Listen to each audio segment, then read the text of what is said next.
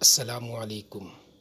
حضرت امیر المعاویہ رضی اللہ عنہ کے زمانے میں جب میدان احد میں زیر زمین نہر کھودی گئی تو حضرت عبداللہ بن عمر اور عمر بن جموع کی لاش بالکل سلامت اسی طرح نکلے کہ زخم پر ہاتھ رکھا ہوا تھا۔ جب ہاتھ ہٹایا گیا تو خون نکلا اور تھوڑی دیر بعد ہاتھ وہاں جا کر چپک گیا۔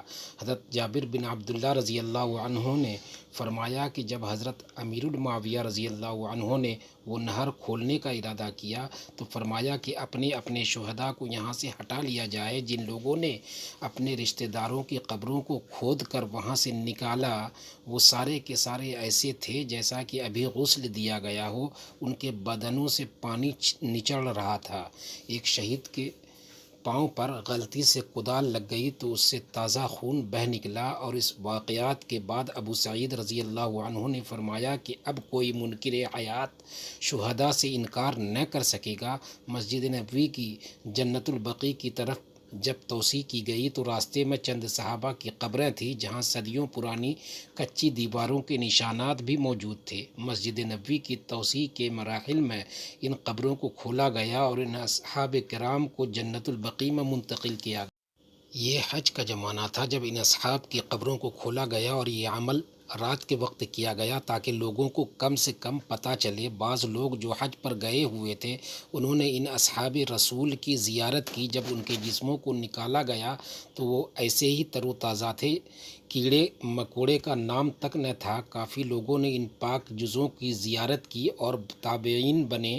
تابعین میں اپنے آپ کو شمار کر لیا۔ حضرت سیدنا عباس بن عبد المطلب رضی اللہ عنہ فرماتے ہیں، حضرت سیدنا عمر بن خطاب رضی اللہ عنہ میرے پڑوسی تھے۔ میں نے لوگوں میں ان سے زیادہ افضل کسی کو نہیں پایا۔ ان کی راتیں عبادت میں گزرتی، دن کو روزہ رکھتے اور سارا دن لوگوں کی حاجات پورا کرنے میں گزر جاتا۔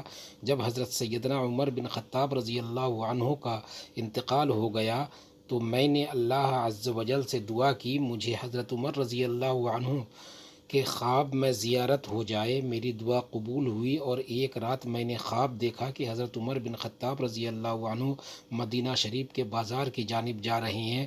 میں نے سلام کیا، انہوں نے جواب دیا۔ میں نے پوچھا آپ رضی اللہ عنہ کا کیا حال ہے؟ فرمایا ابھی ابھی حساب و کتاب سے فارغ ہوا ہوں۔ اگر میں رب عز و جل کو رحیم و کریم نہ پاتا تو میری خلافت مجھے لے ڈوبتی۔